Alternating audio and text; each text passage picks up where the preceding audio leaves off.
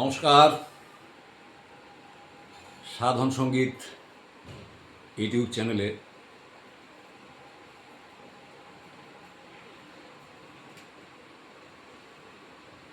এখন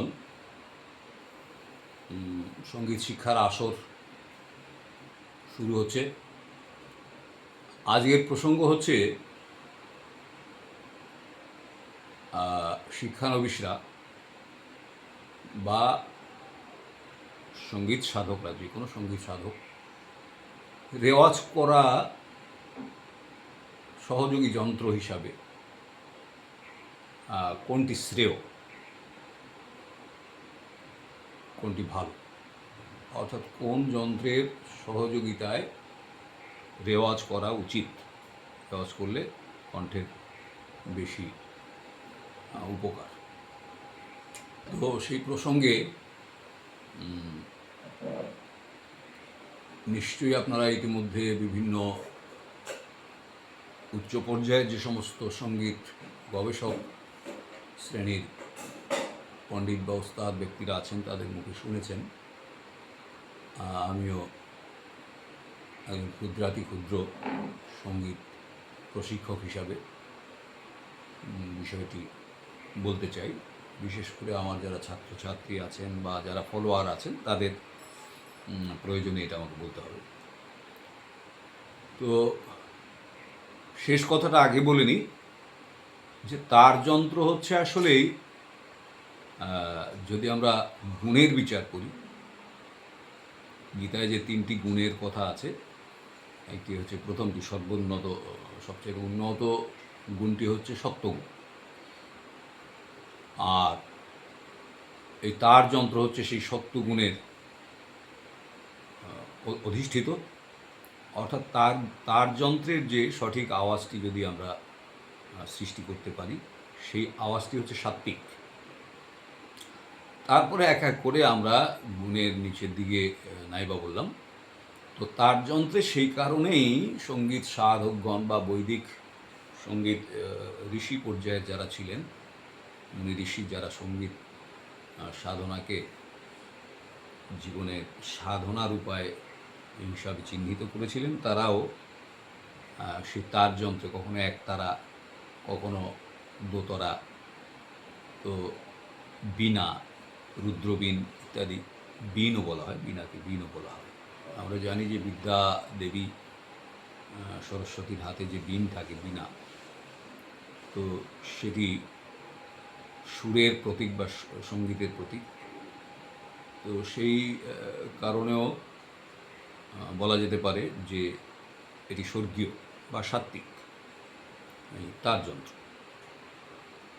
তো তানপুরার সৃষ্টি হয়েছে মধ্যযুগে। সেই তানপুরা হচ্ছে সেই তারের বিভিন্ন রকম ফের করতে করতে তানপুরা এসে আমাদের এখন হাতে পড়েছে। তো তানপুরায় রেওয়াজ হচ্ছে সর্বোৎকৃষ্ট, সবচাইতে উন্নত যন্ত্র হচ্ছে রেওয়াজের জন্য তানপুরা। কেন তানপুরা সবচাইতে রেওয়াজের জন্য উপযোগী, সে কথা আপনাদের একটু পড়াশোনাও করতে হবে। আমিও সংক্ষেপে বলে দিচ্ছি যে একমাত্র তানপুরা হচ্ছে, যেহেতু সা পা বা সা মা বাধা থাকে, তাতে হয় কি, তারের যে ভাইব্রেশন বা আমরা জোয়ারি যেটাকে বলি, জোয়ারি দিয়ে আমরা যে তার তানপুরা বাজিয়ে থাকি, এই আওয়াজটা রোল করতে পারে। হ্যাঁ, আওয়াজের একটা রোলিংয়ের একটা বিষয় আছে। রোলিং করে যে সা পা যদি আমরা এভাবে রোল করতে থাকি,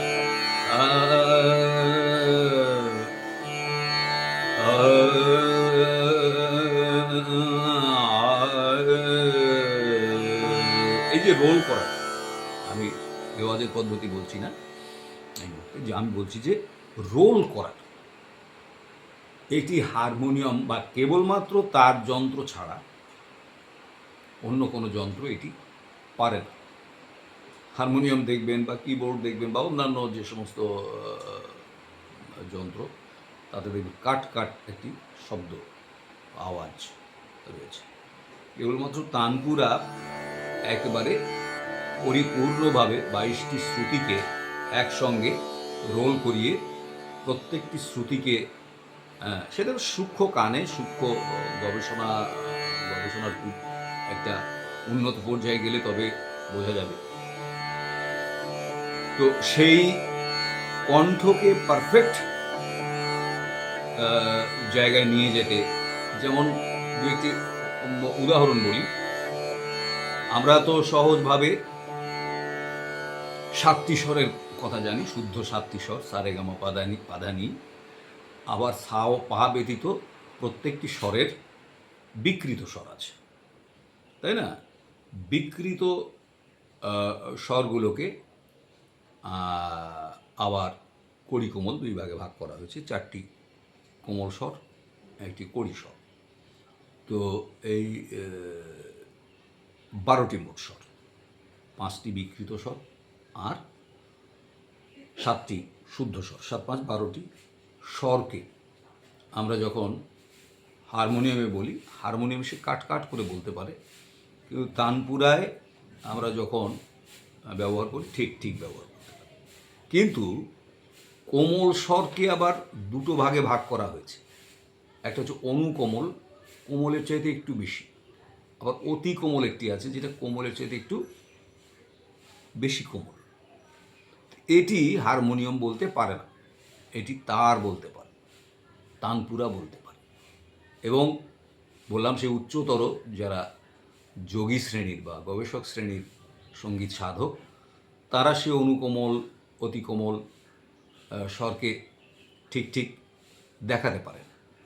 তো তখন কিন্তু হারমোনিয়ামটা যথেষ্ট নয়, ওই কণ্ঠকে ঠিক ঠিকভাবে প্রয়োগ করতে গেলে তানপুরারই প্রয়োজন।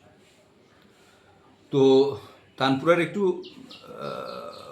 সীমাবদ্ধতা নিশ্চয়ই আছে, সেটি হচ্ছে যে প্রাথমিক পর্যায়ে যারা শিক্ষানবিশ তারা তানপুরার ব্যবহার সঠিক করতে পারবেন না, কেননা হারমোনিয়ামে সহজভাবে কণ্ঠকে বসিয়ে, কেমন প্রথমে হারমোনিয়াম প্রত্যেকটা স্বরকে বাজিয়ে প্রত্যেকটা স্বরে যখন অভ্যস্ত হয়ে যাবে, তারপরে হচ্ছে সা পা ধরে, হারমোনিয়ামেরই সা পা ধরে তানপুরার মতো খানিকটা ব্যবহার করে সেখানে গলাটি প্রত্যেকটিকে পারফেক্টলি ব্যবহার করা, ওঙ্কারের মাধ্যমে হোক, আকারের মাধ্যমে হোক, যে কোনো স্বর বা সা রে গা মা পা ধা নি ইত্যাদি দিয়ে হোক, প্রত্যেকটা স্বরে কণ্ঠটিকে ঠিক স্বাধীনভাবে ব্যবহার করার অভ্যেসটা হারমোনিয়াম থেকেই করে নিয়ে আসলে ভালো সুবিধা।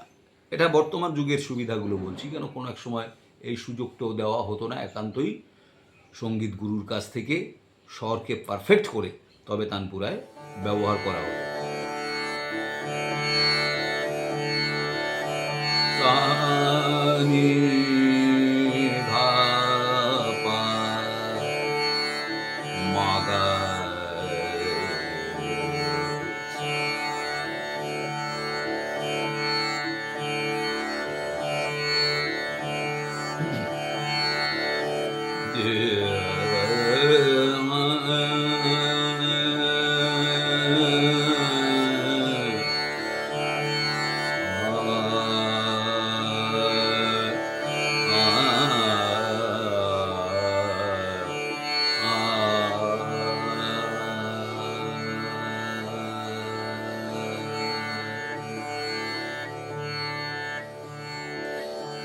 সুরে ন্যাস করা, যেমন ন্যাস স্বর, প্রত্যেক রাগেই তো ন্যাস স্বর মানে সমাপ্তিবাচক স্বর নির্ধারিত।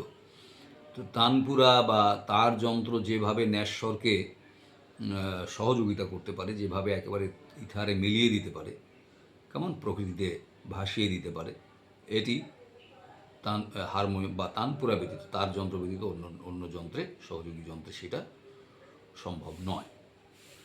তো এই সমস্ত কারণেই কয়েকটি কারণ আমি উল্লেখ করলাম, যে কারণে তানপুরা হচ্ছে রেওয়াজের জন্য শ্রেষ্ঠ। তবে শুরুতেই তানপুরা গুরুর নির্দেশ ছাড়া তানপুরা ব্যবহার করলে বেসুরা হয়ে যাওয়ার ভয় আছে। এই কারণে প্রত্যেকের সঙ্গীত গুরুর উপরে এটি ছেড়ে দেবেন। তিনি যখন উপযুক্ত মনে করবেন তখনই আপনাকে তানপুরায় রেওয়াজ করার অনুমতি দেবেন, এবং সেই দক্ষতা তৈরি করে দেওয়ার দায়িত্ব গুরু দায়িত্ব। তো ঠিক আছে, আজকে এই অবধি। তাহলে আপনারা বুঝে নিলেন যে রেওয়াজের জন্য কোন যন্ত্র, সহযোগী যন্ত্র কোনটি শ্রেয়।